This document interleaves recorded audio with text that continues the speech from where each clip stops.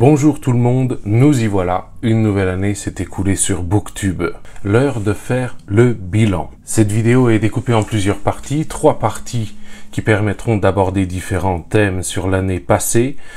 Les sujets ne sont pas présentés par ordre chronologique, simplement j'ai relevé à l'intérieur tous les faits remarquables qui se sont produits et dont peut-être, je pense, du moins pour la plupart, tu n'es pas au courant. Et une dernière partie où je t'ai demandé de me poser des questions afin de me permettre de construire une FAQ. Autre intérêt notable de ces vidéos, elle me permet d'avoir un point de vue objectif sur l'avancée de ma calvitie et la progression de mes cheveux blancs. Vraiment que des avantages. Toutes les parties bilan ont été scriptées, la FAQ c'est du freestyle. Cette année, je vais rentrer un petit peu plus dans certains aspects privés de mon existence. Évidemment, uniquement des sujets que je veux bien aborder, parce que ça serait couillon de parler de choses dont je ne veux pas parler. Maintenant que je le dis, ça semble évident. Cette vidéo risque d'être longue. Malheureusement, il n'y a rien que je puisse y faire, donc prépare-toi un café. On y va.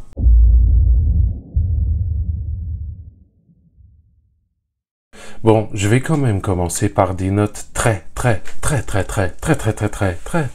positives. Pour la 2e année consécutive, j'ai obtenu le Jenny d'or. C'est-à-dire que pour la 2e année consécutive qui plus est, Jenny, de la chaîne Au Pays de Jenny, a parlé de moi comme son coup de cœur créateur de contenu dans son bilan 2023. Alors tu en penses ce que tu veux. Mais personnellement, c'est mon Oscar à moi.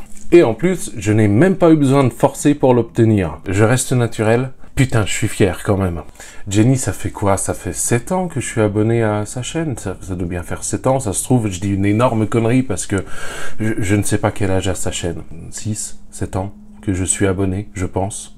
Évidemment, ce que je vais chercher sur sa chaîne, ce ne sont pas des avis produits maquillage parce que, très clairement, je ne suis pas le public cible. Même si je me souviens qu'elle avait testé une poudre matifiante de la marque Lancôme et qu'elle était ravie parce que ça sentait le luxe et sa mère lui avait dit qu'elle avait bonne mine, qu'elle avait l'air d'avoir bien dormi. Voilà. Parfois, mon cerveau enregistre des informations que je ne réutilise jamais. Après, je préfère boire mon café en regardant une personne qui sourit, peu importe la raison, plutôt qu'elle fasse la gueule. Non, moi ce que j'y trouve, c'est une influenceuse qui marche dans la réalité. Elle partage ce qu'elle appelle des tranches de vie, qui servent bien souvent de rappel à la bienveillance, au partage et à la gentillesse. Et moi, quand j'assiste à un instant tel que celui-ci, je ne peux pas m'empêcher d'être soulagé en me disant « Ah, les gens comme ça existe encore ». Et bien évidemment, ces chroniques lectures qui m'ont passionné, et qui continuent d'ailleurs à me passionner. Je préférais qu'on m'arrache une couille plutôt que d'en manquer une seule. Après, c'est facile à dire, puisque j'ai quand même bon espoir de ne jamais devoir en arriver à cet extrême non plus. Elles sont une immense source d'inspiration pour tout ce que je partage sur cette chaîne YouTube. Et pour être totalement dans la vérité, il y a une autre personne qui m'a inspiré, et il s'agit de Raphaël Lévy. Rien à voir avec Marc Lévy, rien du tout. Raphaël Lévy, c'est un auteur lyonnais qui a écrit une trilogie autour d'un détective officiant dans le domaine du paranormal du nom de James Mallory. Et il avait une chaîne YouTube qui s'appelait Le Lecteur Chroniqueur. Il avait une manière très particulière de parler des livres, un ton très humoristique, il ne reculait devant rien pour offrir à ses spectateurs un contenu à la fois divertissant et passionnant. Il avait même fait des chroniques sur des films de cul qui étaient à pisser de rire. Et malheureusement, je suis obligé de parler de sa chaîne au passé car elle n'existe plus. Et c'est bien dommage. J'ai été porté toute l'année passée par ma reine la bonne fée Jenny et au passage, j'en ai aussi profité pour faire connaissance avec d'autres créatrices de contenu qui gravitent autour d'elle. Des créatrices de contenu dont je connaissais l'existence, mais je ne m'étais pas sincèrement penché sur leur chaîne. Je les avais un peu dans le coin de l'œil là, mais j'avais pas encore regardé. Il s'agit de Elodie de la chaîne Elodie-moi tout et Gwen de la chaîne Gwen LRT. Mesdames, je ne sais pas si vous passerez dans le coin, mais c'est normal que vous vous entendiez bien, parce que bien que vous soyez différentes, vous partagez toutes la même vision de la bienveillance comme base de tout. J'ai été également porté l'année dernière, et cette année encore, par la chaîne Dark Regal. Et elle, c'est un véritable plaisir parce que elle est à fond dans le challenge à vos livres. Quel plaisir de voir ça. Ce qui m'a permis encore de découvrir d'autres personnes et je pense à Elodie, une autre Elodie, de la chaîne Elodie Lee. Je ne sais pas s'il faut dire Elodie, mais moi j'ai envie de le dire comme ça. Également Aurélia, de la chaîne Les Chouettes Lectures d'Aurine. Et je crois que j'avais déjà mentionné cette chaîne et que j'avais appelé sa propriétaire Aurélie. Je crois. Si c'est le cas, je suis sincèrement désolé. C'est pas la première fois que ça m'arrive. J'ai un vrai problème avec les prénoms. C'est un truc très récurrent chez moi. Si je me suis trompé, toutes mes excuses. Je n'oublie pas non plus Flipbook sur Insta. Alors c'est moins dans mon champ de vision parce que je n'ai pas de compte Instagram, mais je sais qu'il est là. Toutes ces personnes contribuent à créer une sorte d'environnement dans lequel il est plaisant d'évoluer, comme un microcosme amical. Et c'est beaucoup plus intéressant et sain d'échanger avec des gens qui ne se tirent pas dans les pattes, plutôt que l'inverse. Pour parler un peu chiffres, à l'instant où j'enregistre, j'ai 766 abonnés, ce qui à mes yeux était complètement impossible, sauf si je restais 5 ou 6 ans, parce que Booktube, c'est quand même une communauté très niche sur YouTube.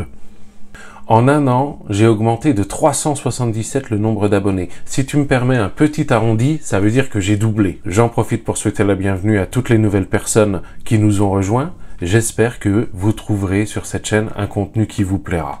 Il a fallu que je réévalue un petit peu mes espérances en termes de résultats, bien que je ne sois pas obsédé par les statistiques de ma chaîne, loin de là. Je me souviens que l'année dernière, pour atteindre les 100 vues, il me fallait grosso modo 4 jours. Aujourd'hui, je l'ai fait en moins d'une journée. Pour continuer sur les bonnes nouvelles, ma famille est dorénavant au courant de l'existence de cette chaîne et c'est plutôt bien passé. Ma grand-mère est hyper fière, elle est persuadée que je fais de la télé. Elle me voit sur la télévision et on lui dit que j'ai une chaîne. Alors chaîne YouTube, chaîne de télévision, c'est compliqué à expliquer tout ça. Elle dit à tout le monde, mon petit-fils passe à la télé. En termes de liberté de ton, ça n'a absolument rien changé. De toute manière, étant à la vie le même qu'à l'écran, ils sont habitués, les pauvres. Et j'ai aussi un tempérament très indépendant, donc avoir l'approbation de ma famille, si je l'ai, tant mieux. Si je ne l'ai pas, je m'en passe. Et n'y voyez aucun manque de considération, j'ai toujours fonctionné comme ça. Jusqu'à présent, mes choix de vie se sont révélés être plutôt les bons. Mais je sais que si un jour je tombe, ils répondront présent. Voilà, je voulais commencer par les aspects positifs parce que ils existent et souvent les bilans annuels se concentrent énormément sur les aspects négatifs. Eux aussi, ils existent.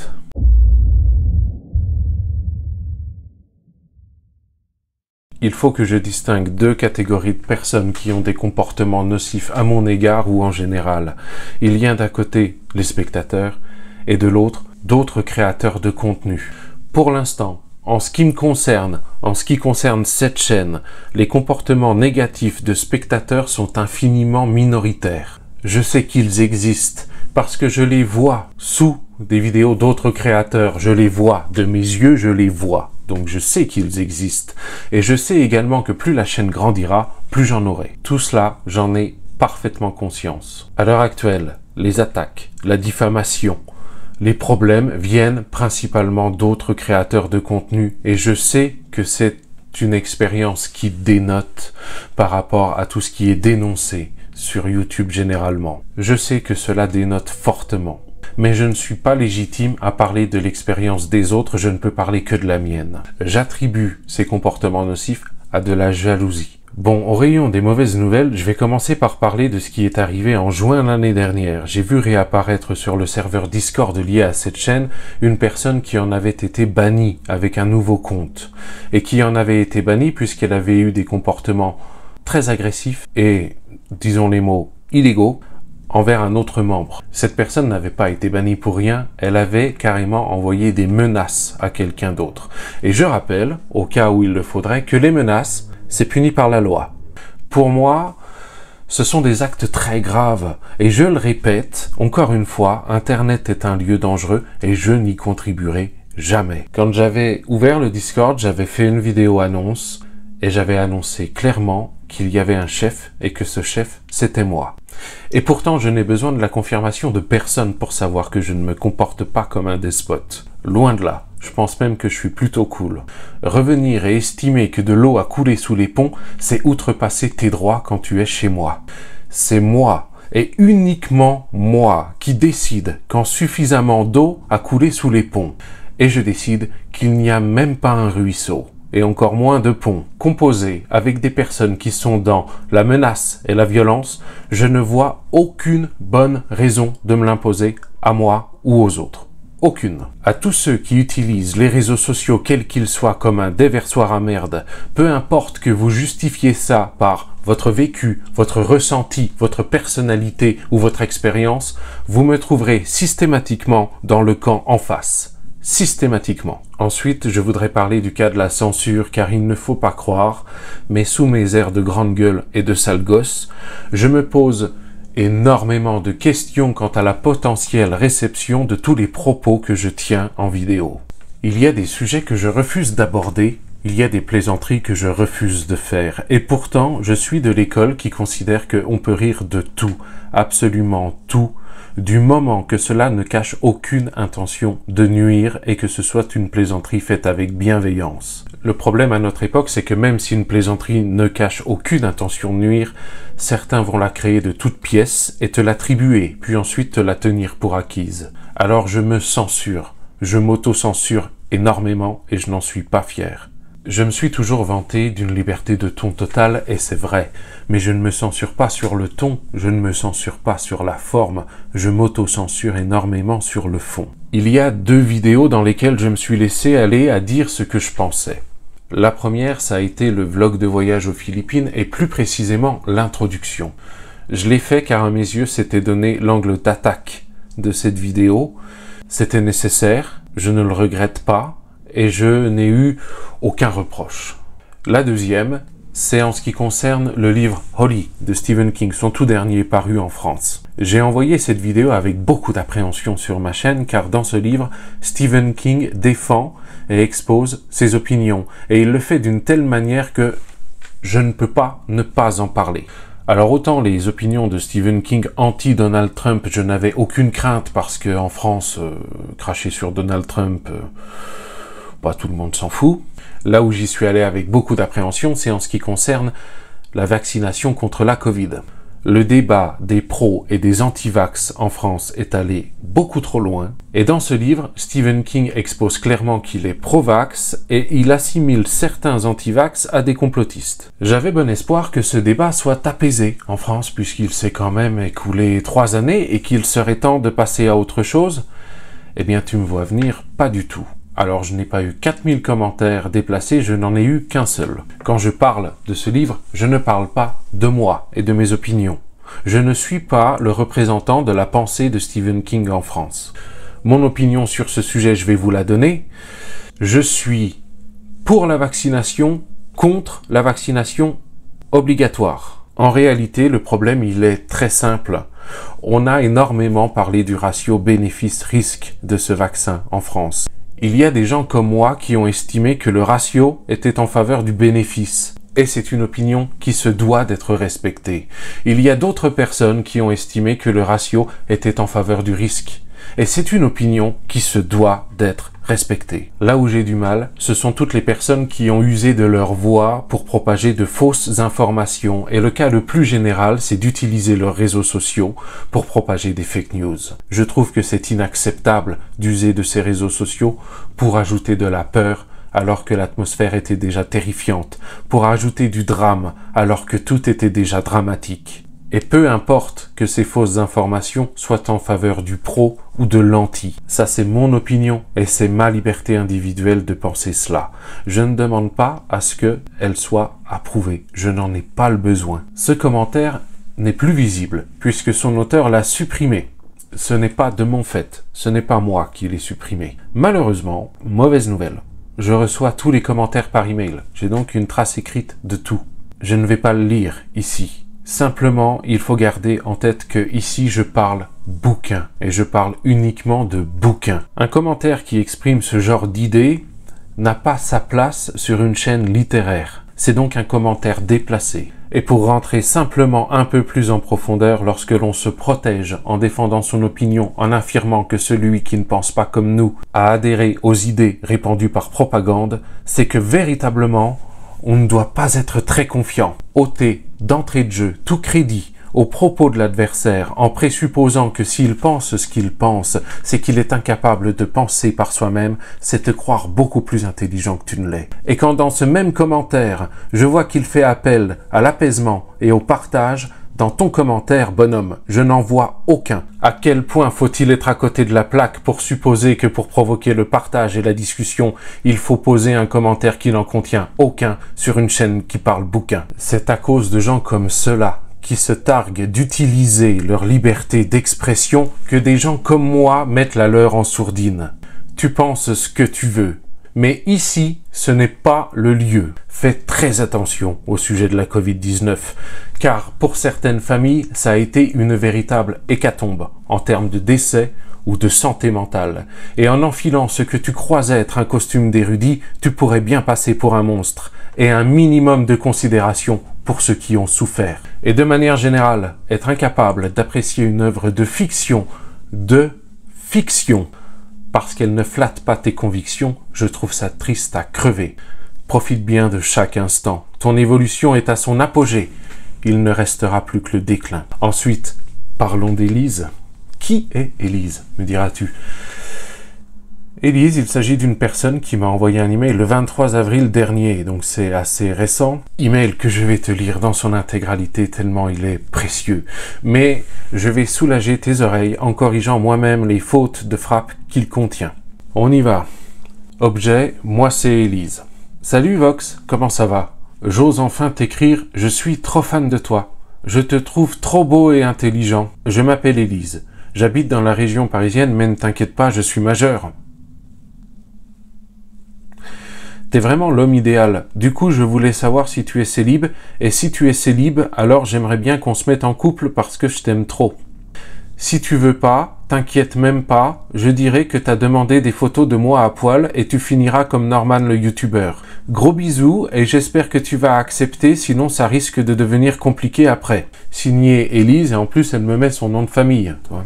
Alors, Élise, si c'est une blague, elle n'est pas drôle. Si ce n'est pas une blague, tu es une dégénérée. J'ai conscience que la révélation en public de cet email contrarie quelque peu tes plans, mais malheureusement c'est à mon avantage. Que ce soit une blague ou pas, part est très loin, très très loin. Tu as mis le doigt dans un engrenage qui risque bien de t'arracher le bras à toi, ou même à tes parents parce que j'ai quand même l'impression que tu n'es qu'une gamine. Pour terminer, je vais parler de ces créateurs de contenu qui ont vis-à-vis de leur homologue un comportement toxique. Tous ont un trait commun que j'ai pu remarquer, c'est de vouloir promouvoir leur contenu en rabaissant celui des autres. Alors si ta manière de briller, c'est d'arracher la lumière des autres, tu es beaucoup plus proche d'un trou noir que d'un soleil. Alors sur ce sujet, j'ai eu droit à tout et n'importe quoi. Alors c'est un sujet que j'avais déjà abordé dans le bilan l'année dernière. Et figure-toi que l'un d'eux s'est excusé avant de recommencer exactement la même chose 15 jours plus tard sur un autre réseau social. Voilà. Espoir il y a eu. Espoir déchu. Alors j'ai eu le cas d'une personne en public sur Discord qui est arrivée et qui a démoli point par point tout le challenge que j'avais mis des semaines à élaborer. Ça fait pas plaisir, mais ce n'est pas grave. Cette personne, n'oubliant pas de commencer ses phrases par « Moi, quand je crée un challenge, je... » Pas de chance. Personne ne lui a demandé où on pouvait trouver son challenge. Ça devait gratter. Ça te fait gratter. Et le cas le plus extrême que j'ai rencontré, c'est une personne qui m'a envoyé un email qui disait, au cas où tu aurais des doutes, oui, je parle de toi, avec un lien YouTube, et j'arrive sur une vidéo qui me défonce, mais qui me défonce. Et alors, on est dans l'injure publique, la diffamation, la totale, hein. On a droit à tout. La personne est allée jusqu'à dire, en parlant de moi, si il n'en a pas parlé et qu'il a aimé le parfum de Patrick Suskind, ça ne m'étonnerait pas qu'il ait déjà violé une femme. Mais on va où? Là, sérieusement. Et la personne m'a envoyé un deuxième email pour me dire « Si tu veux te justifier, je peux t'inviter dans ma prochaine vidéo. » Mais me justifier de quoi? La seule explication que j'ai trouvée, parce que c'est tellement barré, c'est que cette personne a planifié cette attaque pour que j'apparaisse dans l'un de ses contenus. Assistant. Y a-t-il pire moyen de m'inviter à participer à une vidéo? Je ne crois pas. Et je ne suis pas curieux de le découvrir. Alors, mesdames et messieurs les créateurs de contenu, de Booktube et d'ailleurs, je sais que l'activité que nous avons sur cette plateforme est avant tout une activité d'image.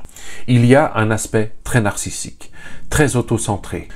Il faut l'admettre, ouvrir une chaîne YouTube, c'est considérer que notre voix mérite d'être entendue.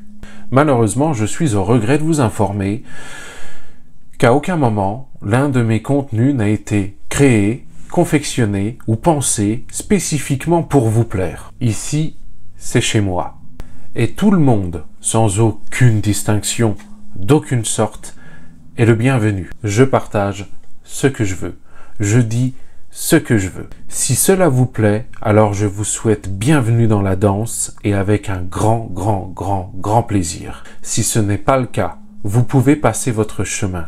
Votre petite personne n'est pas suffisamment significative à mes yeux pour que je ne consacre la moindre énergie à obtenir votre approbation ou votre amour. Vous n'avez, à mes yeux, aucune légitimité à distribuer les bons points et les disgrâces. Je suis par définition booktuber parce que je parle de livres sur YouTube. Je vous l'annonce, c'est officiel, je quitte Booktube. Je quitte Booktube dans ce qu'il a de communauté. Dorénavant, considérez-moi comme un indépendant. Je fais mes trucs dans mon coin et je n'ai que faire de l'approbation de la communauté Booktube. Je reste ouvert à tous les conseils que vous seriez susceptibles de m'apporter. Mais si vous ne savez pas apporter de conseils sans jeter le discrédit sur mon contenu ou celui des autres, de grâce, taisez-vous, je saurai m'en passer. À tous les créateurs et créatrices de contenu qui se reconnaîtront, si je ne donne pas votre nom, c'est par peur. Mais pas par peur de vous, car vous n'êtes franchement pas effrayant. Par peur du drama sur lequel vous seriez susceptible de surfer à mes dépens. Ce dont je suis sûr, c'est que vous êtes en train d'attirer dans votre communauté un public très particulier, et qu'un jour vous le regretterez.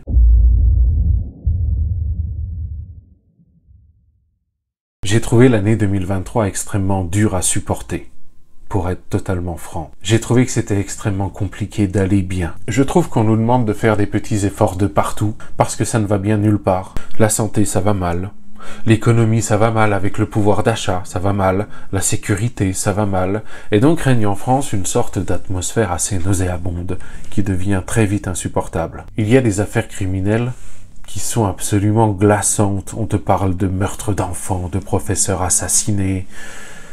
Et toi, au milieu de tout ça, t'es censé aller bien? J'ai été extrêmement marqué par l'attaque au couteau à Annecy. J'ai vu un type jouer du couteau dans des poussettes et des landaux. Il y a donc des gens suffisamment tarés pour faire ça. Cette affaire a fait la une des journaux, mais finalement la réalité de l'existence humaine sur cette terre a été rattrapée par d'autres faits tout aussi sordides. Ici, ça avait tout de même une saveur très particulière, due à la proximité géographique. Et j'ai trouvé qu'avec se trouvait tout un racisme institutionnalisé à vomir. Quand un musulman radicalisé veut tuer des innocents en criant Allahu Akbar, il est qualifié de terroriste. Quand un supposé chrétien veut tuer des innocents avec un couteau dans un parc d'enfants en criant au nom de Jésus, il ne l'est pas. Où est la justice là-dedans? Cette idée nauséabonde que tous les terroristes sont musulmans, mais que tous les musulmans ne sont pas terroristes, c'est à vomir. Le terrorisme, ça, c'est partout. C'est partout. Et je trouve ça dégueulasse. Voilà, je trouve ça dégueulasse. Je trouve ça injuste, profondément injuste. Alors c'est vrai que j'allais mal. Et j'ai décidé d'une chose, c'est de revoir à la hausse mon niveau d'égoïsme personnel. Je parle de ma vie réelle, là.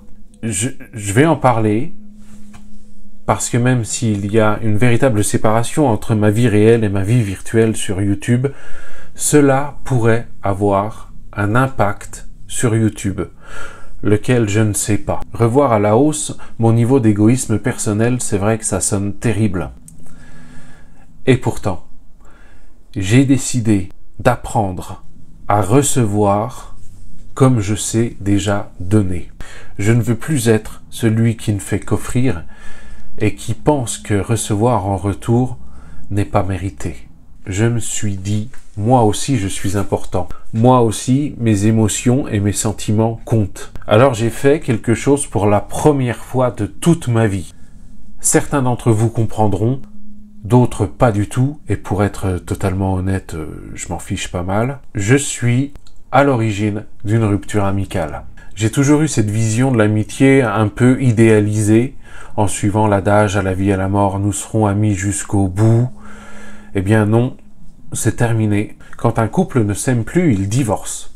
Eh bien moi, ce divorce, je l'ai appliqué à l'amitié. Il m'est bien évidemment arrivé de perdre des amis, mais c'était plus par éloignement, par perte de vue.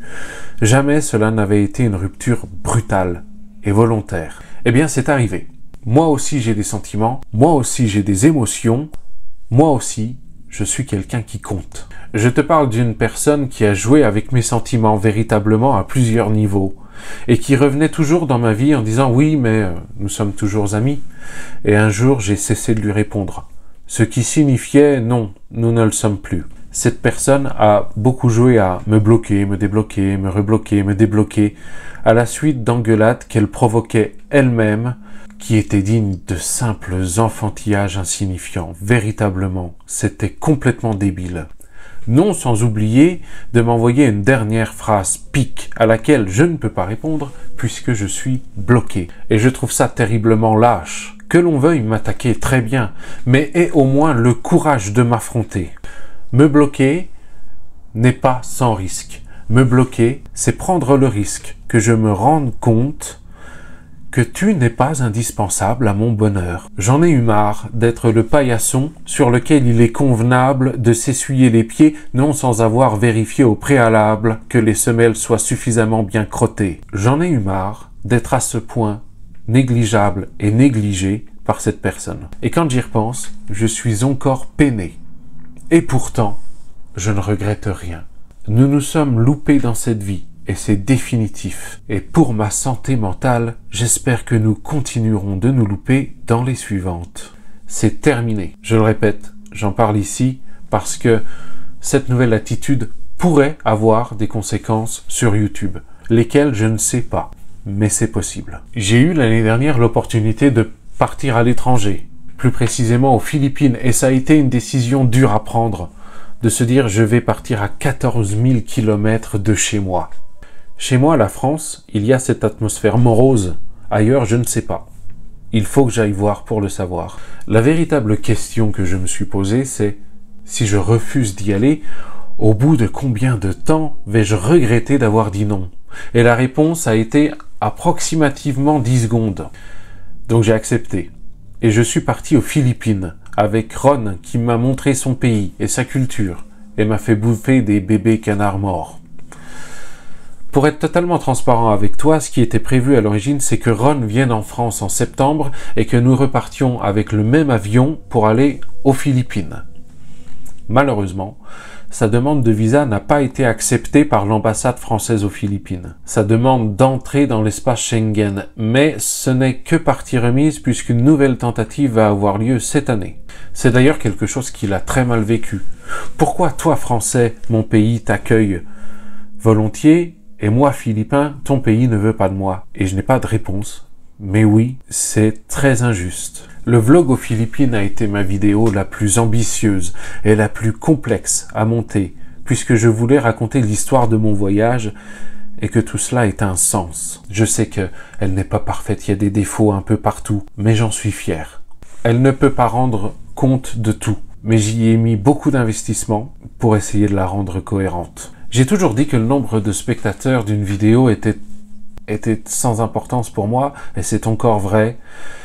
Et je dois avouer que le vlog aux Philippines, c'est l'exception. Le nombre de spectateurs n'est pas important pour moi, mais j'avoue que je préfère proposer une vidéo qui plaise plutôt qu'une vidéo dont tout le monde se fout. Je me suis toujours dit, si une vidéo fonctionne bien, tant mieux, et si ce n'est pas le cas, ce n'est pas grave. Mais quand je dis ce n'est pas grave, à mes yeux, c'est véritablement pas grave. De toute manière, personne ne fait une vidéo sur la métamorphose de Franz Kafka s'il souhaite une performance en termes de visionnage. Ça n'a aucun sens. La vidéo du vlog aux Philippines a été postée le 23 novembre 2023 et le 1er décembre, c'est-à-dire une semaine après, elle accumulait 242 vues. Et j'ai trouvé, à cet instant, que pour un contenu qui avait nécessité autant d'implication, eh ben, c'était très peu cher payé. Et donc, pour la première fois, j'ai été déçu de mes statistiques. Alors, déçu, je te rassure tout de suite, hein, pas au point de faire un scandale public, non, j'en suis pas là, mais j'étais déçu. Et là, encore une fois, diront certains, ma reine, la bonne fée, Jenny, est arrivée avec le Mary Poppins Tag, et elle parle de mon vlog aux Philippines. Et le compteur a eu comme une seconde vie. Si tu passes par là, Jenny, si tu savais comme ce petit coup de pouce est tombé au meilleur moment, hasard du calendrier, je suppose, mais ouais, c'était véritablement le moment. Et je t'en suis infiniment reconnaissant. Voilà, c'est la seule vidéo pour laquelle le score a eu une importance pour moi. Je dois faire preuve d'un peu plus d'humilité et admettre que oui, le score a une importance à des degrés variables pour les vidéos. Et celle-là, c'était important. Les autres, ce n'était pas vital. Mais celle-là, je me disais, eh merde quoi, qu'est-ce que j'ai loupé? Aujourd'hui, cette vidéo, elle a 679 vues et je trouve ça pas mal. Pas cher payé, mais pas mal. C'est là où c'est marrant, inverse total. Il y a eu la vidéo, ces livres que je déteste mais que d'autres aiment. Elle a pris 882 vues en une semaine. Je me suis dit, mais qu'est-ce qui se passe? Et il semblerait que l'algorithme YouTube ait été gentil avec moi cette fois-ci. Et comme dans cette vidéo, je parlais de la vidéo inverse, ces livres que j'aime mais que d'autres détestent, eh bien l'autre vidéo a eu comme une seconde vie aussi. Voilà. C'était marrant, ça fait plaisir, une fois de temps en temps proposer un contenu qui plaise, ça fait plaisir. Jusqu'à encore récemment, me concernant, ce n'était pas la grosse forme puisque j'ai accumulé pas mal de mauvaises nouvelles et j'ai eu des soucis de santé. Et pour les amis des bêtes qui me comprendront, il a eu des soucis de santé. Tout cela est résolu ou en cours de résolution. Mais aujourd'hui ça va et mon plan de ne devenir ni riche ni célèbre se passe à merveille pour le moment. Il va être temps de répondre à vos questions, mais avant ça, concernant le futur de la chaîne. Pour parler un peu stats, la chaîne a doublé son nombre d'abonnés en arrondissant un peu. Encore une fois, bienvenue au nouveau. J'espère que vous vous plairez par ici. Sur l'année écoulée, j'en suis à 2642,9 heures de visionnage. Et s'il y a un chiffre qui m'a paru complètement dément, sur l'année écoulée, j'ai accumulé 21 131 vues supplémentaires. C'est-à-dire que sur l'année 2023-2024, j'ai accumulé plus du double de vues que sur l'année 2022-2023. Voilà, j'ai sorti les statistiques en préparation de cette vidéo et je m'en étais pas rendu compte. En ce qui concerne les idées futures, j'en ai une et j'en parle maintenant, mais ce n'est absolument pas une promesse. Je ne sais pas si ça se fera. J'aimerais énormément créer un podcast autour des lectures communes qui ont lieu sur Discord. Alors ce serait un podcast à sortie très variable. Il y a des lectures communes sur le serveur Discord de temps à autre et il est absolument hors de question de mon point de vue de rendre compte d'une lecture commune en étant tout seul puisqu'on perd tout l'intérêt et je me dis que le podcast, comme c'est un format audio uniquement, ce serait le juste milieu entre ne rien faire du tout et exposer son visage en public sur Internet. Ce que j'accepte de faire et je ne peux bien évidemment contraindre personne à faire de même. Le partage, la préparation et l'enregistrement se passeraient sur Discord parce qu'à un moment, il faut être honnête, Discord est trop complet pour que l'on puisse s'en passer. C'est trop pratique pour l'enregistrement d'un podcast de A à Z. Voilà, j'en parle maintenant, c'est la première fois, ce n'est pas dit que ça se fasse, je ne te promets rien. En ce qui concerne YouTube, j'avais ouvert ma chaîne un peu pour voir ce que ça fait, et un peu pour jouer. Je commence à me rendre compte de ce que ça fait, et j'aime bien, donc je vais continuer à jouer. Il est temps maintenant de passer aux questions que tu m'as posées.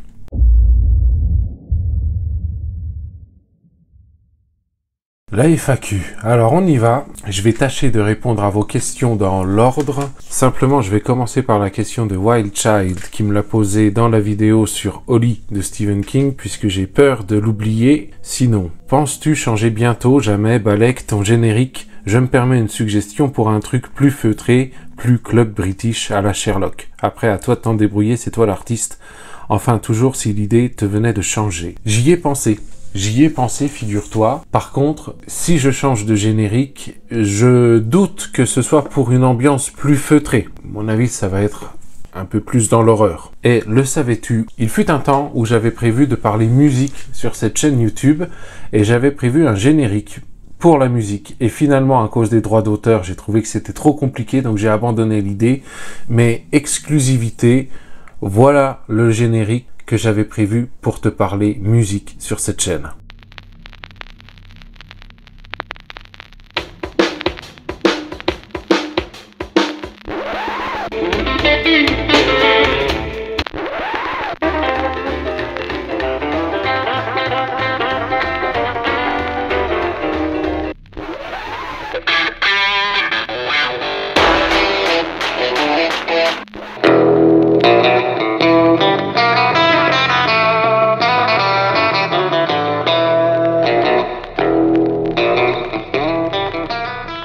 De rien, c'est cadeau. Hammersmith qui me demande « Nous feras-tu une visite du contenu de la bibliothèque qui te sert de décor pour tes vidéos un jour ?» J'avais prévu de te prendre avec moi, mais vu la complexité de l'installation, malheureusement la caméra va devoir rester ici. Alors, tous n'ont pas été ouverts, mais tu as en haut tous les Batman, parce que c'est mon super-héros de comics préféré. Là derrière, tu as les Astérix, la collection complète. J'adore Astérix, c'est ma BD francophone préférée. Là devant, j'ai mis des livres qui appartiennent à la collection des Maîtres du Fantastique parce que je trouve qu'ils sont jolis, même si c'est de l'impression basse qualité, moi je prends plaisir à lire ces livres-là. Ici, tu as tous les Stephen King qui continuent également à l'arrière. Ici, impossible à voir, et là c'est le coin thriller fantastique. Ici, tu as tout un coin thriller et polar. Là, tu as L'Élan Feuste en bande dessinée qui est une autre BD que j'adore. Et tu as un mélange ici à l'étage du bas qu'on voit très mal de tout ce qui concerne la fantaisie et l'horreur fantastique. Pour te faire une petite sélection des livres qui ont compté le plus pour moi, les petites pépites dans les Stephen King, tu as ça, c'est indéniable. Sinon, hormis ça, j'ai toute la collection Robert Langdon de Dan Brown, à commencer par Ange et Démon, véritablement pour les amateurs d'enquête sur fond historique, c'est des véritables pépites d'information. Plus français, la trilogie du mal de Maxime Chatham, que j'ai dans une grosse bricasse comme ça, là, puisqu'ils sont réunis les 3 tomes en un seul ouvrage. Un livre que je pense lire bientôt, c'est la réédition, nouvelle traduction de Shining, qui est paru aux éditions Jean-Claude Lattès. Je pense que dans pas longtemps, je vais replonger dans l'univers de l'Overlook. Et la première fois, j'avais déjà adoré. Un excellent thriller, peu connu. Les visages de Jesse Kellerman, qui est un livre que j'avais offert à ma mère. Et puis un jour, je lui ai dit, je peux te l'emprunter pour me le lire? Elle a dit oui. Et puis je te le ramène. Elle a dit non, non, garde-le. Excellent bouquin. Et là, on peut voir le tome 2 de Swan Song de Robert McCammon aux éditions Monsieur Toussaint Louverture. Tu vas me dire, où est le tome 1? Il est pas loin, il est sur la table de nuit, il est en cours de lecture. Également présent l'intégrale des Harry Potter. Et dans les vieilles éditions Folio, hop là, Folio Junior, en petit, et ce bouquin, il a véritablement... il a 20 ans, il a été imprimé quand, ce truc? Achevé d'imprimer en septembre 1998. Ouais, mais il a plus de 20 ans, ouais. Mais ça, c'était mes livres quand j'étais enfant. J'ai perdu, et c'est dommage, la collection que j'avais de littérature jeunesse sur les désastreuses aventures des orphelins Baudelaire de Lemony Snicket. Je sais pas où elle est passée. Elle est perdue dans un déménagement. Là, tout au fond, il y a des Mary Higgins Clark que je n'arrive pas à vendre. Et j'ai 2 livres ici de Daniel Steele que j'ai lus et c'est pas pour moi. Et tout en bas, tu ne peux pas le voir, mais il y a des boîtes d'archives qui contiennent les journaux satiriques en ma possession, à savoir Le Canard Enchaîné, Charlie Hebdo et Ciné Mensuel.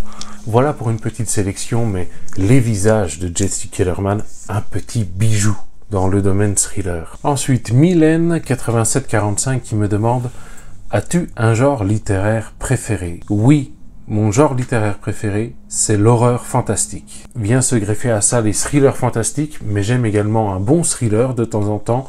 Polar, je suis moins fan, mais j'apprécie. Là où j'ai un peu de mal, c'est avec la fantasy. Et encore, Le Seigneur des Anneaux de Tolkien, j'ai trouvé ça exceptionnel. Sandra Rebel qui me dit, et moi qui viens juste de te dire sur une autre commentaire de te reposer, et bim, tu nous tournes une annonce. Question, tu te reposes quand? Ben jamais. À quoi ça sert? Ensuite, quel lecteur es-tu? Plutôt un petit peu au quotidien ou de longues sessions quand tu as envie et ou le temps? Honnêtement, j'alterne, les deux arrivent. Je suis plutôt petit lecteur au quotidien et de temps en temps, sans savoir pourquoi, une grosse boulimie de lecture. Ça me fait plaisir et je suis capable d'y passer la journée. Souvent, c'est quand il pleut dehors. Est-ce que tu fais partie de ces lecteurs qui sont capables d'oublier de dormir, manger si la lecture est captivante? Complètement. Parfois, je vais me coucher, il est 23h, je me dis allez, juste un chapitre, je finis le chapitre, encore un, puis encore un, et finalement il est 5h du matin, et dans ces cas-là, je vais prendre un café et je ne dors même pas. Ça arrive, ce n'est pas courant, mais ça arrive. Est-ce que tu peux relire des livres déjà lus, voire même plusieurs fois? Je pourrais, mais je ne le fais pas. Ce qui me bloque, ce n'est pas l'envie de les relire, ce qui me bloque, c'est l'envie de lire quelque chose que je ne connais pas déjà. J'adorerais pouvoir relire certains de mes livres, j'ai un manque de temps pour pouvoir le faire. Mais je pense que j'adorerais ça. J'aimerais beaucoup relire les Harry Potter, j'aimerais beaucoup relire Le Seigneur des Anneaux, et si je ne le fais pas, ce n'est pas par manque d'envie, c'est par manque de temps. Hello Dai Lee, qui me pose la question, quel est ton rythme de lecture moyen, nombre de livres lus par semaine ou par mois? C'est très variable. Parfois je finis un livre en 2 heures, parfois je finis le même livre en 3 semaines.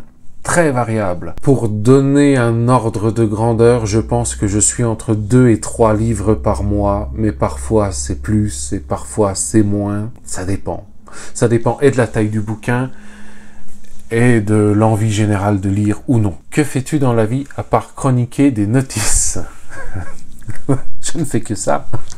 Je suis développeur informatique. Comment t'organises-tu pour chroniquer un livre? Tu prends des notes au feeling, script? Je prends des notes de moins en moins, mais ça m'arrive encore quelques fois. Lorsque je veux parler d'un sujet pour être persuadé de ne pas l'oublier, je prends des notes, oui, mais pas beaucoup. Au feeling, script, l'intégralité des vidéos sur les avis lecture sont scriptées. L'intégralité. Et dedans, j'y rajoute des phrases au feeling. Il y a même parfois où je cache quelques petits messages secrets, par exemple. Je donne un exemple, personne n'a relevé, j'étais terriblement déçu. Il y a un moment où je dis, en ce moment ce n'est pas la grosse forme, et qui doit se taper une grosse brique? C'est Bibi. D'où le fait que je l'ai fait tout doucement. Bibi, tout doucement. Besoin de changer d'atmosphère, d'altitude. Personne n'a relevé. Et des messages comme ça, il y en a plein. Comment choisis-tu les extraits que tu nous lis en début de vidéo?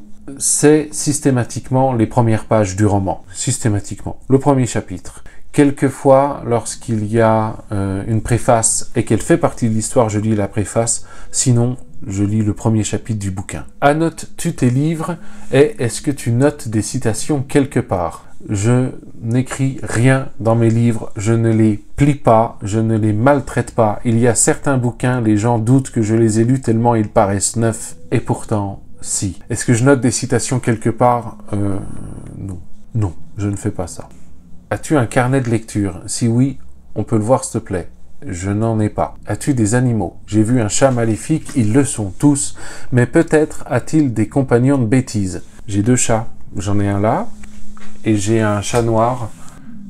Tu viens? On parle de toi. Qui actuellement me regarde avec des yeux de « laisse-moi dormir, je suis bien ». Mon lit est beaucoup trop confortable. Bullish Bookish qui me pose la question « As-tu des suggestions de livres à nous donner qui, selon toi, seraient des livres à lire impérativement ?» Chez King, je trouve que il n'a pas fait mieux que ces grands classiques que sont ça, Cimetière et Shining. Et Misery. Allez, Misery. Je mets avec Misery. Voilà. Sinon, il y a eu Jessie Kellerman, Les Visages, dont j'ai déjà parlé. Et en plus français, moi je mets L'Enfant des Cimetières de Cédric Cyr clairement dans les recommandations. À condition d'aimer l'horreur, le gore, et de savoir apprécier une lecture qui n'a pour but que du simple divertissement. Et puis le Seigneur des Anneaux aussi. Oh, ça va, je peux en dire plusieurs, il y avait un S à recommandation. Dark Regal qui me pose la question, portes-tu autre chose que des chemises de représentants de chronothermostat? Oui, c'est surprenant. Quand toutes les chemises sont au sale, je mets un t-shirt Rick et Morty ou Guns N' Roses. Que penses-tu des gens qui n'ont jamais bu du picon? Fais gaffe, c'est mon cas. Je pense que c'est absolument inexcusable. Pour que le monde tourne bien, le picon bière a été créé. Il est de la responsabilité de chacun d'en boire. M'inviteras-tu un jour à boire un picon en terrasse? Viens, je t'invite. Que penses-tu du morbier, mon fromage préféré? Ah... Là, on peut causer. Excellent fromage. J'adore le morbier. Mais tu sais, j'ai eu un enfant avec du morbier. Là, je te mets sa photo. Je sais pas ce qu'il devient. Es-tu plus à l'aise avec le fait de te voir en vidéo? Absolument pas. Oh la gueule. Non, j'ai beaucoup de mal. J'ai beaucoup de mal. Et j'essaye de m'en foutre. Et j'y arrive plutôt bien. À quand une vidéo sur le tricot? J'y ai pensé. J'y ai pensé. Et finalement, à jamais, parce qu'il faut un trépied pour voir les mains... c'est un bordel, et puis je pense que je n'intéresserai personne, très franchement. Tu dois garder un seul titre de Queen pour le reste de ta vie, tu choisis lequel? Oui, je suis sadique. Je garderai... Bernadette, alias Madame Jean. Pour moi, c'est extrêmement dérangeant de poser des questions à une personne que je ne connais pas, mais je me lance.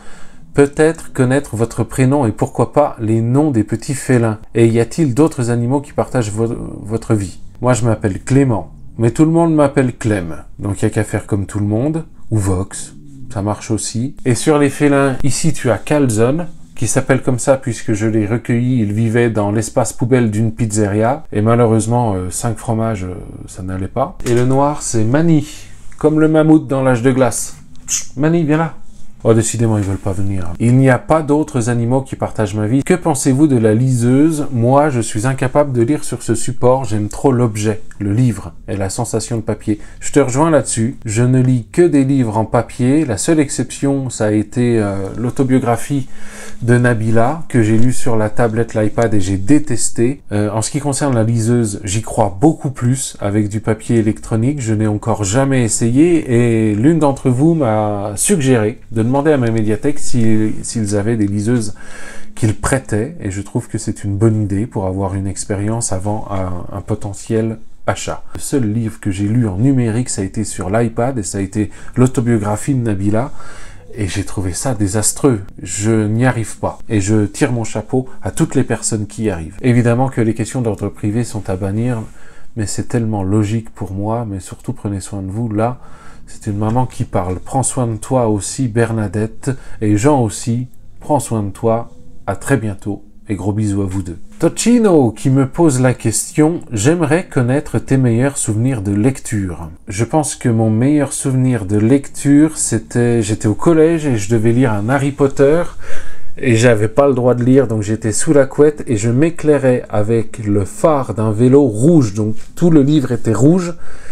Et j'ai lu des heures comme ça dans cette position planquée sous la couette alors que j'étais supposé dormir. Le livre qui t'a le plus marqué, je vais me répéter, mais c'est Des fleurs pour Algernon de Daniel Keyes, parce que je trouve que ce livre devrait être lu par tous, mais véritablement il m'a bouleversé, parce que c'est un appel à l'acceptation de tous ceux qui sont différents. J'avais déjà parlé de ce bouquin l'année dernière dans la FAQ et je n'ai pas trouvé de livre pour le détrôner, donc Des fleurs pour Algernon de Daniel Keyes. Et lisez ce livre, c'est un bijou. Je m'interroge aussi sur ton métier, après ça fait partie de ta vie privée mais ça m'intéresse, je suis toujours développeur informatique, ça n'a pas changé. En tout cas, merci encore pour ton contenu, j'apprécie beaucoup ton personnage et je partage souvent tes goûts de lecteur, sauf La Maison des Feuilles qui est un chef-d'œuvre. C'est un chef-d'œuvre. C'est un chef-d'œuvre infernal à lire, mais c'est un chef-d'œuvre. Lullaby Linden qui me pose la question, quel est le premier livre que tu te rappelles avoir lu? Je ne me souviens plus du titre. Laisse-moi juste chercher. Alors, c'était une littérature enfant. Je vais reconnaître la couverture dès que je la verrai. Ouais, c'est bon, je l'ai. Ouais, c'était ça. C'était Quitter son pays de Marie-Christine Elgerson. C'est un livre jeunesse qui te parle d'une famille qui est obligée de quitter le Laos parce que le pays est ravagé par la guerre. Je ne dis pas que c'est le premier livre que j'ai lu. C'est le premier dont je me souviens. Je l'avais lu en collège Et je me souviens d'une scène où la famille doit traverser une rivière, et cette scène est absolument dramatique. Quel est le premier livre qui t'est marqué, positivement ou négativement? Je pense que c'était Les Royaumes du Nord, de la trilogie À la croisée des mondes de Philippe Pullman. J'avais lu le premier tome en me disant je n'aime pas du tout. Et j'avais les 2 autres bouquins, que j'ai perdus aussi avec des déménagements depuis, que je n'ai jamais lus. C'est dommage. Par contre, j'aimerais bien leur redonner une nouvelle chance, mais j'ai du mal à me diriger vers de la littérature jeunesse. As-tu été marqué négativement par le fait d'avoir une pile de livres obligatoires à lire quand tu étais élève? Question de Daron J'avoue. Oui, je trouve qu'obliger un enfant à lire un livre, c'est une idée atroce, puisque par définition, à l'adolescence, quand on t'impose quelque chose, tu veux aller contre. Je serais beaucoup plus en faveur de laisser le choix de livres parmi une liste à l'élève et de lui dire tu lis ce que tu veux dans ces ouvrages-là, ou alors tu lis ce que tu veux par un auteur du siècle des Lumières, pourquoi pas, ou tu lis ce que tu veux dans la bibliographie de Balzac, mais je trouve qu'imposer à un élève un livre que par définition il va détester, c'est une manière terrible de faire aimer la littérature à qui que ce soit, et il y a des gens qui ne s'en sont pas relevés. Il y a des gens qui refusent de lire aujourd'hui parce que lorsqu'ils étaient élèves, on les forçait à lire. Es-tu pour le port de l'uniforme à l'école, vu ta garde-robe où la chemisette est-elle la marque de fabrique de Vox? C'est ma marque de fabrique et je suis en faveur du port de l'uniforme à l'école. Sors-tu facilement de ta zone de confort, de ton style littéraire? J'ai envie de dire oui et non à la fois, puisque oui, j'en sors facilement et je suis capable d'apprécier des livres qui ne sont pas du domaine de l'horreur ou du thriller et je l'ai déjà prouvé ici. Après, j'avoue que j'en ai rarement l'envie. Donc oui, j'en sors facilement en ce qui concerne apprécier une œuvre qui n'est pas dans mon genre de prédilection. Mais non, je n'en sors pas facilement dans le sens où je ne le fais pas souvent. Penses-tu organiser un jour une rencontre avec tes abonnés? Dans l'idée, j'adorerais. En revanche, pour l'instant, je trouve que cette question est hors de propos, puisque à 770 abonnés, ça n'aurait aucun sens de proposer une rencontre abonnée. Après, oui, j'adorerais. Maintenant, je suis quelqu'un quand même d'un petit peu sauvage. Ouais, mais je prendrais sur moi.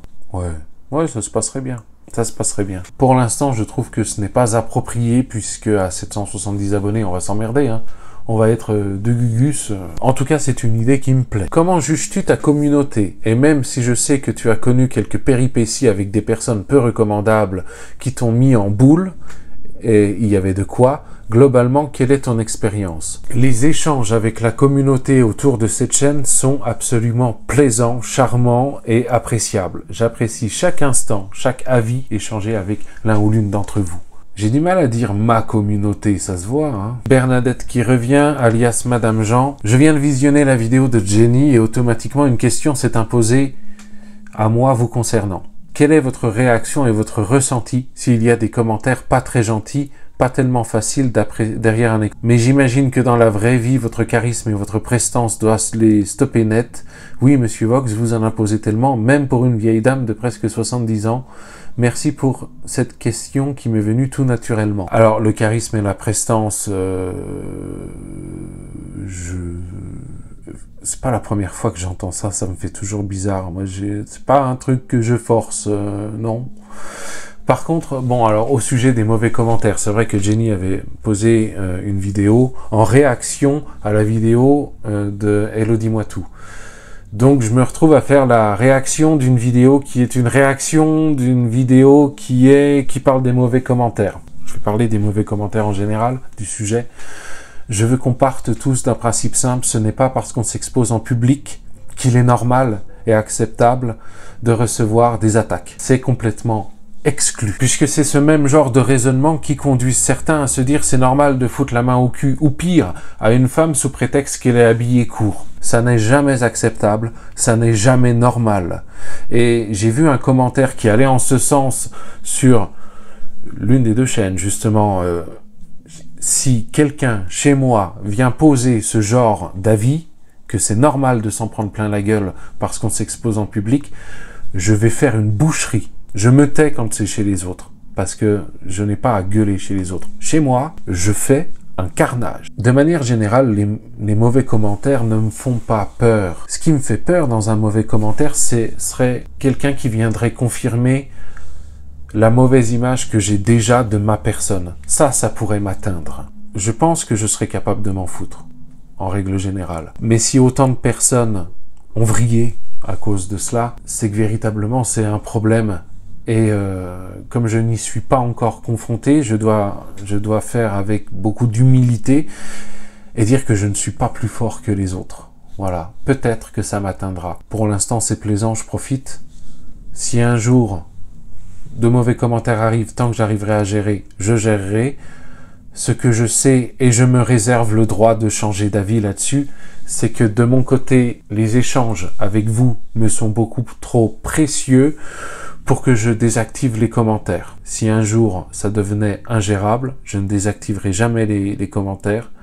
Je pense que j'arrêterai. En gardant à l'esprit que j'ai commencé les vidéos sur YouTube quand j'avais 32 ans, ce qui signifie également que vous avez vécu 32 ans sans me connaître, et ça va, vous avez survécu. Donc je ne m'estime pas à ce point indispensable à votre équilibre pour continuer à produire des vidéos quand bien même de mon côté je le vivrais mal. Je pense que si la peine gagnait sur le plaisir que j'ai à faire cela, j'arrêterais. Voilà. Mais on n'en est pas encore là. Et que cela dit, les personnes qui ont choisi de désactiver leurs commentaires, je ne dis pas qu'elles ont tort. Je dis simplement pour moi, en ce qui me concerne, je ne me vois pas faire ça. Et ce n'est pas du tout un reproche que j'adresse aux personnes, notamment Jenny, qui a choisi de désactiver les commentaires. Pas du tout. Pas du tout, pas du tout. Moi, je préfère largement que Jenny désactive les commentaires et continue, mais moi, je ne le ferai pas. Je pense que je supprimerai la chaîne. Lilith Bubule qui me pose la question, comment choisis-tu tes lectures en général? Alors, très franchement, au pif. Je termine un bouquin, je dis tiens, je me lancerai bien dans tel autre. Voilà, mais vraiment au pif, vraiment au pif. J'essaye de privilégier ce que j'ai dans ma bibliothèque, sinon ce qu'il y a dans la médiathèque. Sans parler de Discord ou YouTube, as-tu déjà eu des débats avec des personnes de ton entourage sur un livre? Non. Dans ma famille, ma mère lit, c'est à peu près tout, et on ne lit pas du tout la même chose. Il me semble avoir entendu que tu étais bisontin d'origine, de Besançon quoi, pas familier des bisons quoi. Tu étais de Besançon même ou alentour? Oui, j'y ai vécu 5 ans et ça me rend curieuse. Je suis né à Besançon, j'ai habité les premières années de ma vie à Besançon dans le quartier de Planoise, ensuite j'ai grandi à Saint-Vite, à 30 km de là, et puis je suis retourné à Besançon, et mon premier appartement où je payais le loyer, c'était une colocation à Planoise, au quartier de Planoise. Mon premier appartement tout seul, ça a été le quartier de Planoise, et après, j'ai trouvé du boulot en Haute-Savoie, donc j'ai emménagé ici. J'ai vécu les 25 premières années de ma vie entre Besançon, Saint-Vite, Tise et Besançon encore, quoi. Et à Planoise, que certains considèrent comme un quartier dur, moi je l'ai pas vu comme ça, puisque j'ai eu des voisins algériens, turcs, marocains qui étaient adorables. La seule qui m'a bien cassé les couilles, c'est la vieille pigeonne franco-française du 6e. Sinon, Queen, c'est la vie. Mais même juste Freddy, sa voix, quoi. Ben oui. Non, mais oui. Mais oui, Queen, c'est la vie. C'est évident. Tous ceux qui n'aiment pas, un jour, vous ouvrirez les yeux. Solène qui me pose la question, une préférence entre cure de vitamines, de magnésium ou de probiotiques pour surmonter le coup de fatigue?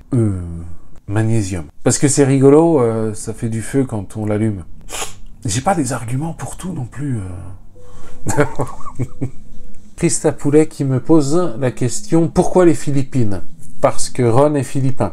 Ron Ualdo, le Philippin qui m'a accueilli, voilà, ça a été l'occasion qui a fait comme ça. Il aurait été vietnamien, je serais parti au Vietnam. Il aurait été costaricain, je serais parti au Costa Rica. L'occasion était trop belle d'avoir un guide local pour te présenter déjà sa famille, t'inclure dans son clan. C'était beaucoup trop beau, donc Philippines. Comment vas-tu? C'est assez variable. En ce moment, ça va. As-tu lu Dune de Frank Herbert? Oui, j'ai lu le premier tome. Je n'ai pas aimé.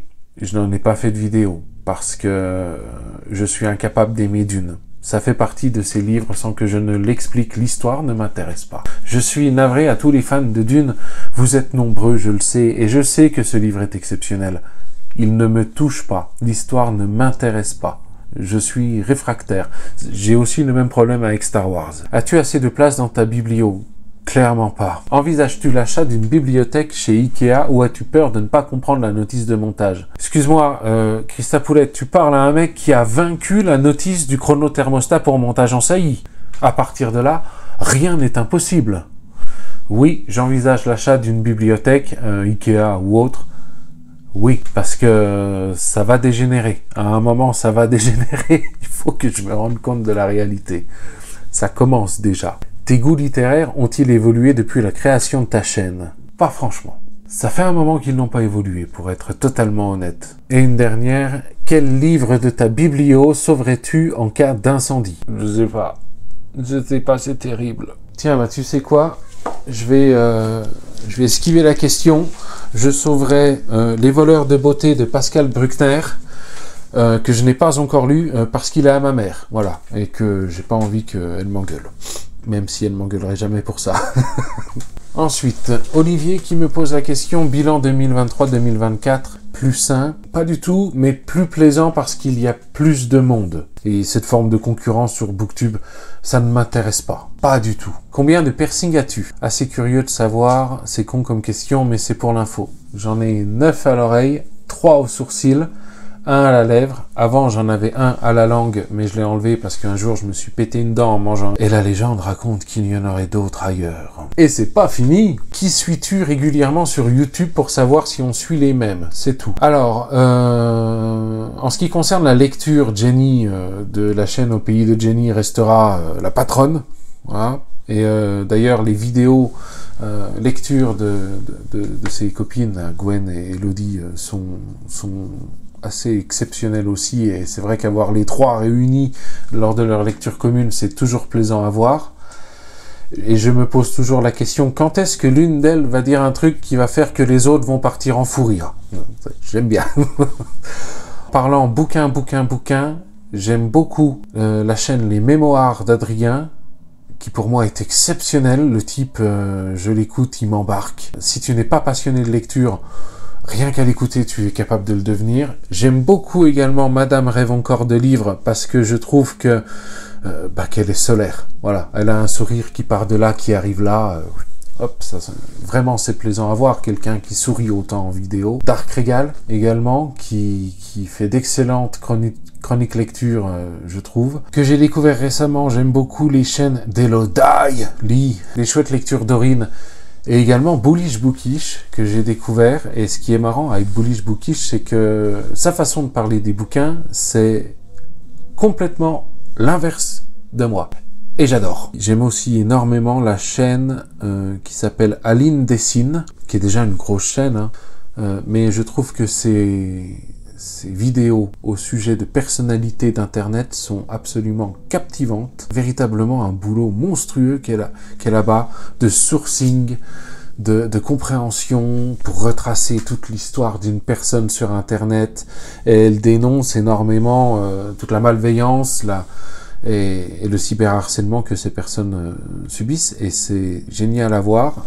J'ai également, dans le domaine musical, fait la connaissance de Lovie, qui parle des sujets rock metal et qui le fait tellement bien. Ton endroit préféré pour lire, préférence le soir, le matin ou autre moment? Je crois que tu as déjà répondu. Sur le canapé plutôt en fin de journée. Quel temps mets-tu en moyenne, vidéo comprise, pour faire un retour ici? Une fois la dernière page lue, en moyenne c'est 2 à 3 jours de travail. À Parking, as-tu un auteur préféré ou pas? Oui.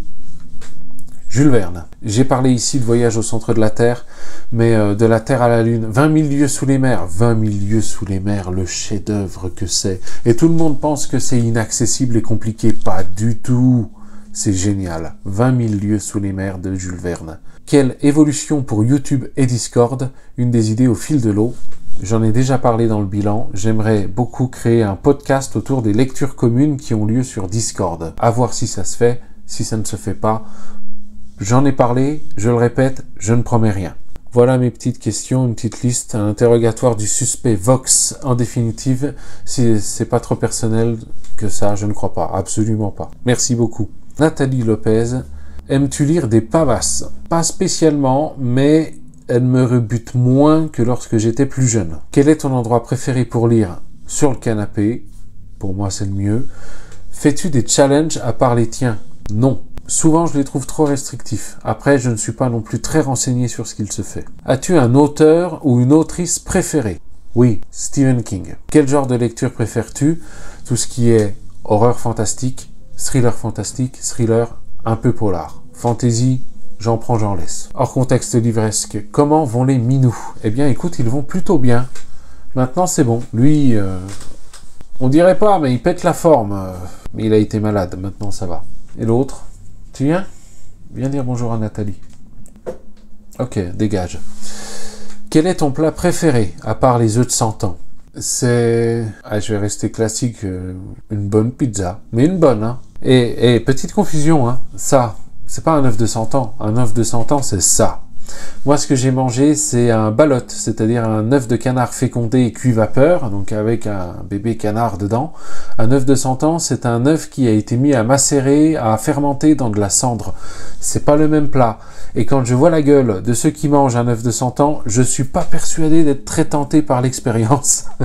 Tu nous fais voir ton dernier tricot? Oui, tiens, je te le montre. C'est actuellement un pull 100% cachemire, qui à la base était censé être pour moi, mais il risque d'être un peu trop petit, donc je pense que je vais l'offrir. Et la personne aura intérêt à se régaler parce que ça coûte cher, la laine de cachemire.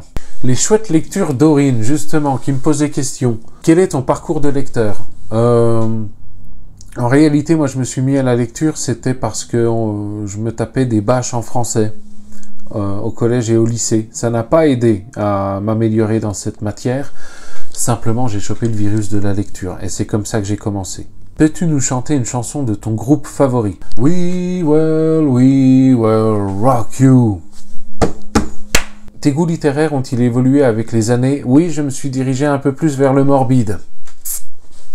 J'aime bien, j'assume. As-tu des passions inavouables? Meurtre, tricot, flûte à bec? Bah les trois. Mais laquelle est inavouable? Que penses-tu de l'évolution de la littérature depuis les années 80-90 à aujourd'hui? J'en pense pas grand-chose.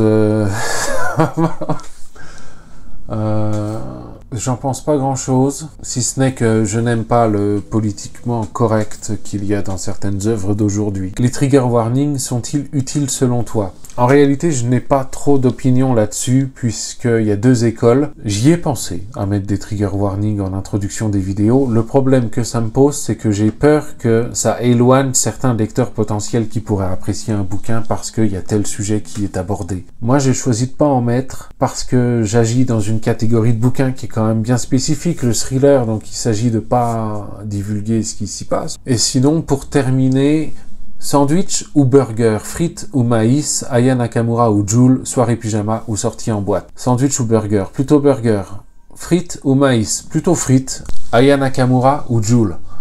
Aucun des deux, aucun. C'est tout ce que je déteste en musique. Soirée pyjama ou sortie en boîte?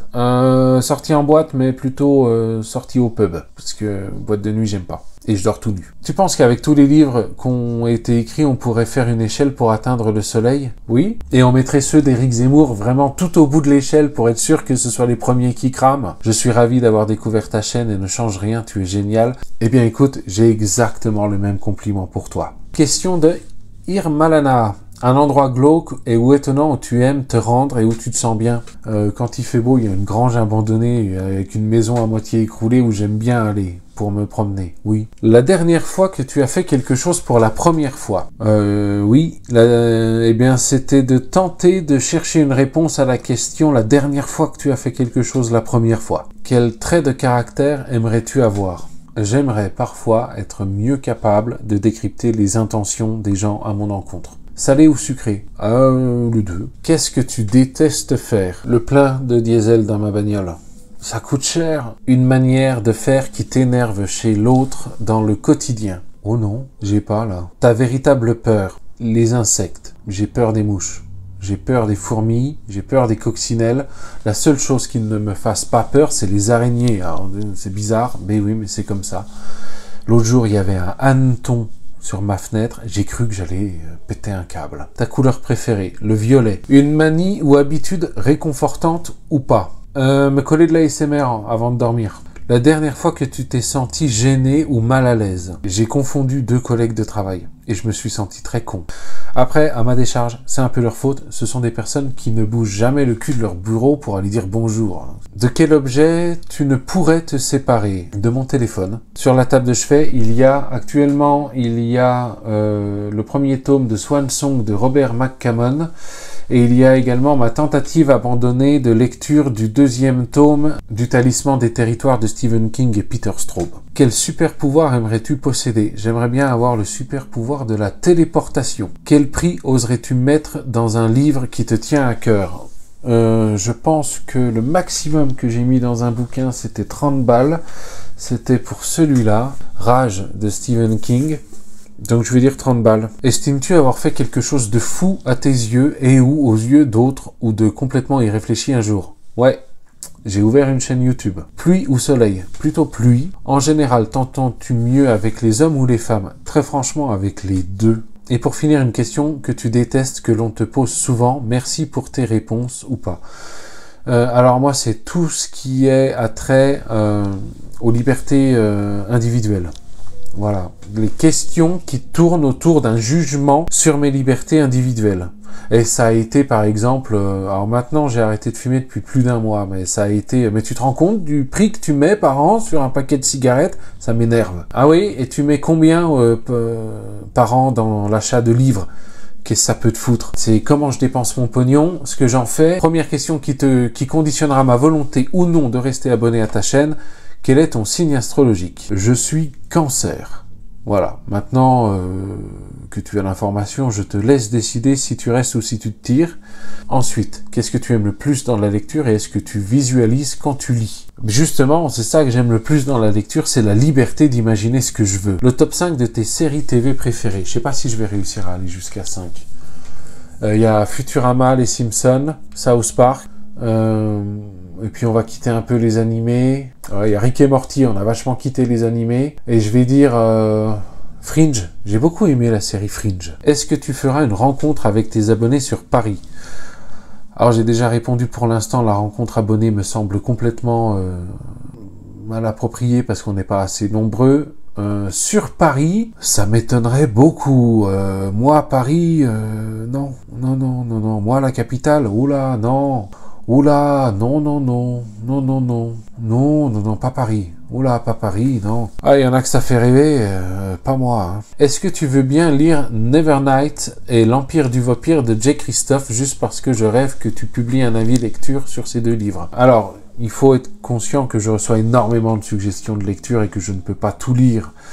Et avant tout, c'est moi qui lis, donc c'est moi qui décide. Donc, je vais dire non, mais peut-être que tu auras une bonne surprise un jour. Va savoir. Je retiens en tout cas tes suggestions, je les ajoute à la liste. Tes films préférés? Mon film préféré depuis toujours, c'est L'étrange Noël de Monsieur Jack, de Henry Selick, sur un scénario de Tim Burton. Parce que tout le monde dit L'étrange Noël de Monsieur Jack de Tim Burton. Non, Tim Burton, il a fait le scénario et il a produit. Mais c'est Henry Selick qui a réalisé. Et de manière générale, les films de Tim Burton, j'adore. Et je suis impatient d'aller voir Beetlejuice 2 au cinéma cette année. J'adore vraiment ta chaîne, tu es l'un des meilleurs booktubeurs à mes yeux. Merci beaucoup, c'est très gentil. Maintenant, la question, c'est... vas-tu rester? Eh bien, c'était la dernière question. C'est pas si mal. J'ai répondu à tout le monde, je pense. Ça va faire une vidéo d'une longueur infinie, mais c'est pas grave, ça m'a plu de le faire. En tout cas, moi je continue. J'espère que cette vidéo vous aura plu. Si vous êtes arrivé jusque-là, franchement, chapeau. Allez voir le vlog aux Philippines, ça me ferait plaisir. Allez voir toutes les personnes que j'ai citées, dont les chaînes sont dans la description. Véritablement, ce sont des bijoux, des pépites à découvrir sur Booktube ou en général. Encore un grand merci à Jenny, à Elodie, à Gwen, à Bullish Bookish, à Dark Regal, à Elodie Lee et aux chouettes lectures Dorine ainsi qu'à Flipbook sur Insta. Un véritable plaisir d'avoir croisé votre chemin pendant cette année écoulée sur YouTube. Je vous fais exceptionnellement plein de bisous. Exceptionnellement. D'habitude, j'en fais pas.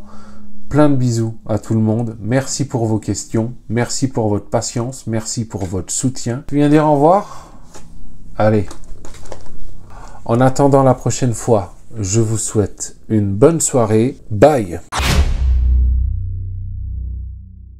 Ça, c'est un pépère de qualité. Mais oui, moi, mon pépère.